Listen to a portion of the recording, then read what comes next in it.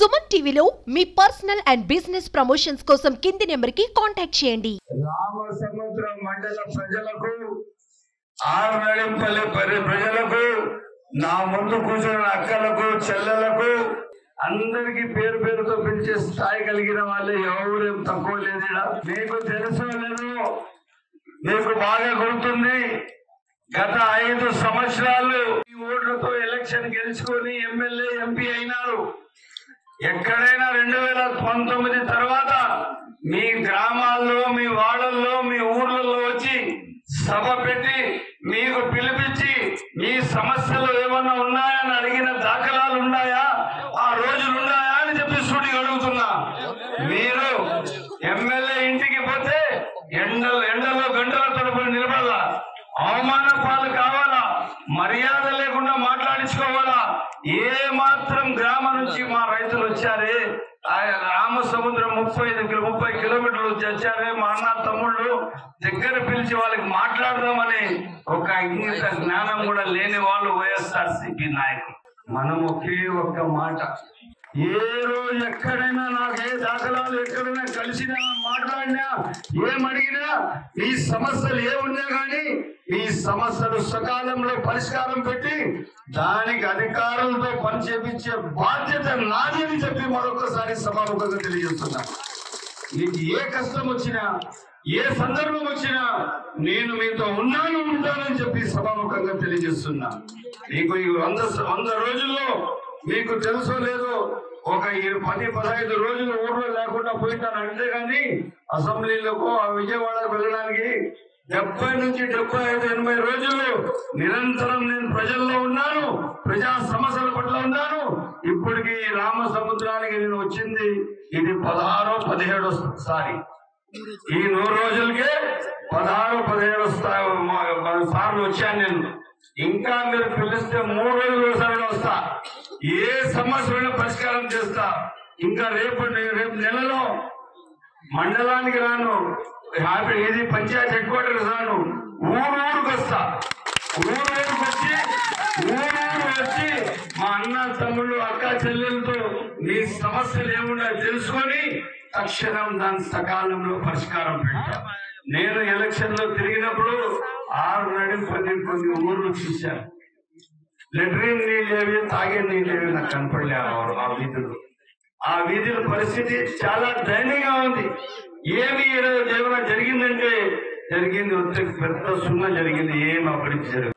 ఈ రోజు రామసముద్రం మండలానికి 3 కోట్ల రూపాయలతో మీకు రోడ్లు, కాలువలు ఇచ్చానని చెప్పి సభాముఖంగా తెలియజేస్తున్నాను.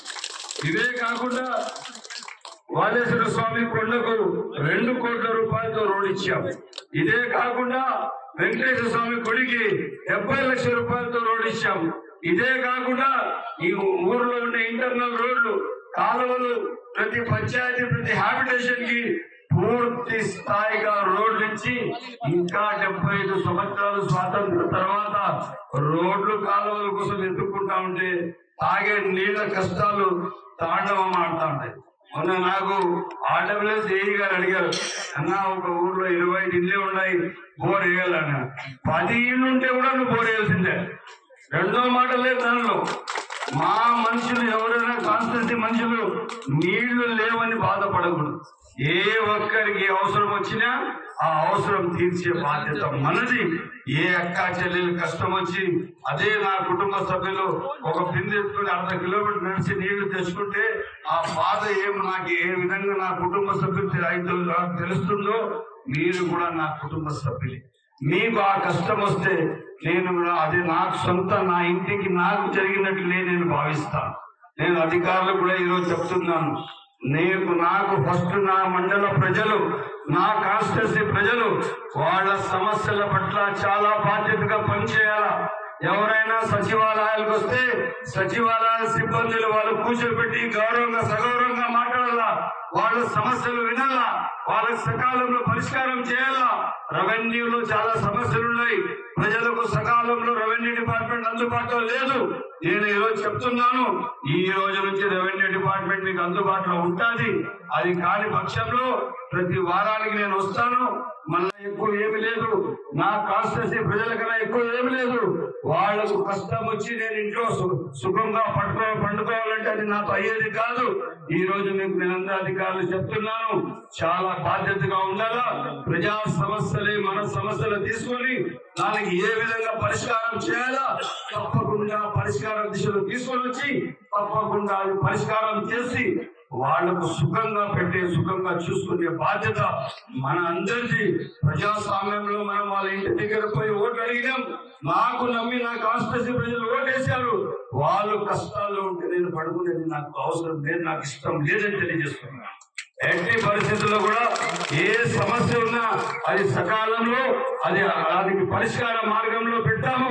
అందరి సమస్య ఏమున్నా నేను ఎలక్షన్ చెప్పాను, ఎవరైతే ప్రజలకు కష్టాలు పెట్టి వాళ్ళ పైన కేసులు పెట్టి అరాచకం చేశారో నాయకులే మాకు ద్రోహులు, మా మీద వాళ్ళ శత్రువులుగా చూస్తాము. మండల ప్రజలకు ఎవరు కష్టం పెట్టాము. మీ భూములు ఎక్కడ కబ్జాలు కావు. మీరు ఎవరైనా కబ్జాలు చేస్తే దానికి విడిపించి మీకు ఇప్పించే బాధ్యత నాది.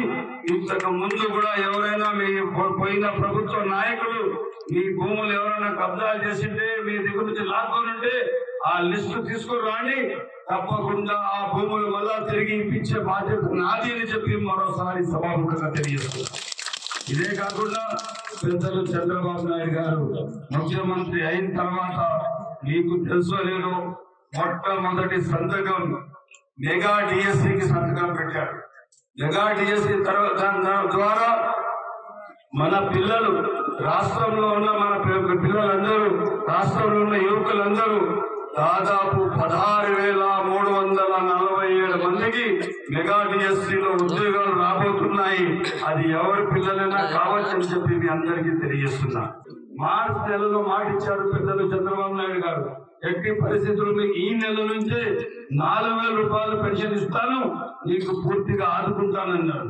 ఇచ్చిన మాట ఇచ్చినట్లే ఆ నెల నుంచి మనము మొదటి నెలలో 3 నెలలవి 3,000, మొదటి నెలవి 4,000, 7,000 రూపాయలు మీకు ఆ రోజు మొట్టమొదటి నెలలో మా ద్వారా మేమందరం మీకు పెన్షన్ ఇస్తే ఆ ఇంట్లో తీసుకున్న పెద్దలు, వృద్ధులు, వికలాంగులు ఎంత సంతోషంగా తీసుకున్నారంటే ఎల్లప్పుడూ ఈ ప్రభుత్వం మీ సంక్షేమం కోసం మీకోసం పనిచేస్తుంది.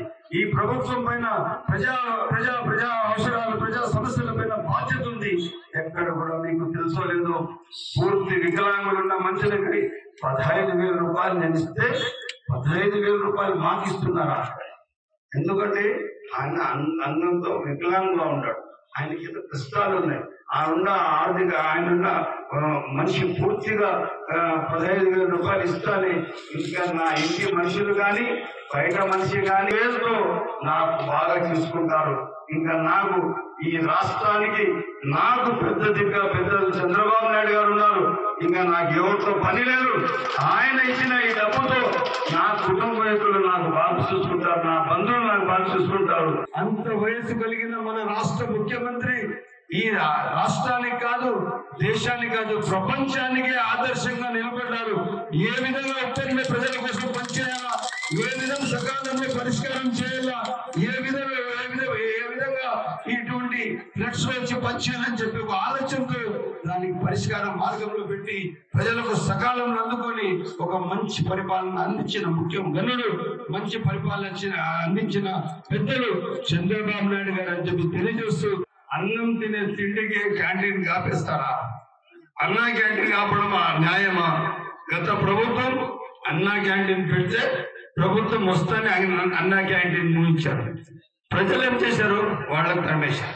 ఇప్పుడు 5 సంవత్సరాల తర్వాత ఇంకా మీరు అవసరం లేదు, మా అవసరాలకు మీరు పలికే వాళ్ళు కాదు, ఇంకా మీరే మాకు అవసరం లేదని చెప్పి ఒక్కసారి వాళ్ళకు ఇళ్లకు పంపించిన చరిత్ర ఆంధ్ర రాష్ట్ర ప్రజలది.